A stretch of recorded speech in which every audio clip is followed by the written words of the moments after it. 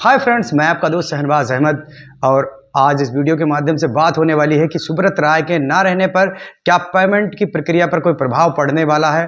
बात होगी लाखों करोड़ों लोगों का जो निवेश सहारा कंपनी में जमा था, क्या अब वो पैसा मिलेगा या नहीं मिलेगा।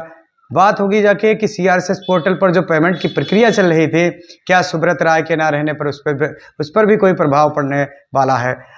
आप अगर मेरे चैनल पे नए हैं तो आपसे गुजारिश है कि चैनल को सब्सक्राइब अवश्य करिएगा। अच्छा लगता है लोगों में शेयर और लाइक भी कीजिएगा। बिना देरी के शुरू करते हैं। सहारा से जुड़े हुए सभी लोगों के लिए बहुत ही दुखद समाचार रहा कि सहारा सुब्रत राय अब हम लोगों के बीच में नहीं है।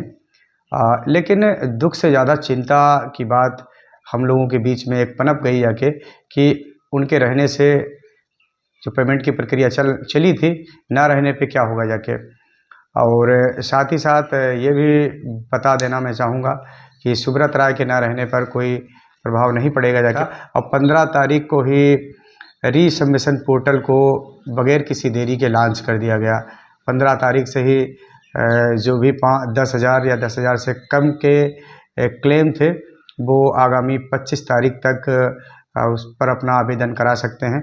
तो यानी कि सरकार कोई भी कोताही नहीं बरतना चाहती है, या जो भी सीआरएसएस फेज 2 यानी कि 10,000 से ऊपर 20,000 तक का जो भी पेमेंट था 25 तारीख से जो भी 10,000 से 20,000 के बीच में लोगों का जो आवेदन क्लेम अमाउंट है वो भी लोग आवेदन कर सकते हैं। शेष लोगों के लिए फेज 3 में रखा गया, जहां पर ऑल एलिजिबिलिटीज डिपोजिटर्स के लिए रहेगा। दूसरी चीज़ ये भी है कि जो पेमेंट की प्रक्रिया सीआरएसएस चला रहा है वो as per supreme court order के तहत चल रही है, जहां जिसको सरकार के भी बीच में देखरेख के लिए रखा गया है।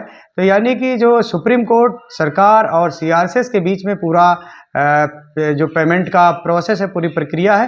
तो यहाँ पर कोई भी मैटर सहारा सुब्रत राय के ना रहने पर कोई नहीं बनने वाला है, क्योंकि जो भी लोगों को वहाँ पर नियुक्त कर रखा है वो काम को बेहतर तरीके से देख भी रहे हैं।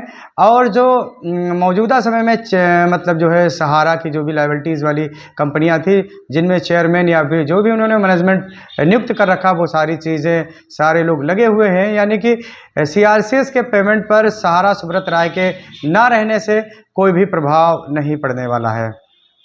As per MC board record के मुताबिक देखा जाए तो 75 ऐसी कंपनियां थीं जिनका संबंध सहारा सुब्रत राय से था, लेकिन 10 कंपनियों को छोड़कर शेष कंपनियों से उन्होंने पहले ही रिज़ाइन कर रखा था। शेष जो 10 कंपनियां थी वो पैरा बैंकिंग सेक्टर से आती हैं, तो वहाँ जहाँ पर जनता की कोई लायबिलिटीज़ का मतलब नहीं बनता है।